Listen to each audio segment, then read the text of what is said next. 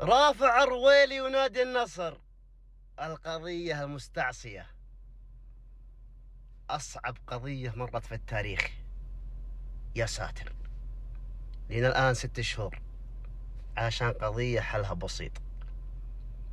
حسب صحيفة الشرق الأوسط، نادي النصر قال مركز التحكيم الرياضي نطالب من نادي العروبة يجيبون إثبات أن اللاعب رافع الرويلي متفرغ، يعني مو شغال.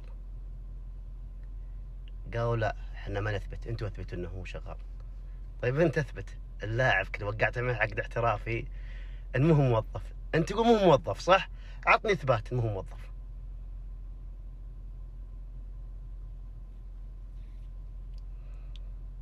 انت واثق، جيب اثبات ان اللاعب انه ترك وظيفته.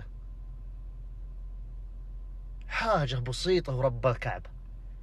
دامك واثق جيب خطاب من مرجعه ومن اللاعب يوم وقع عقد احترافي مع نادي العروبة انه ترك وظيفته، مو شغال بوظيفته ويلعب كرة قدم. في اسهل منها؟ والله ما في اسهل منها. ولكن قبل الختام لا تنسى الإضافة واللايك، اتشرف بكم جميع. السلام.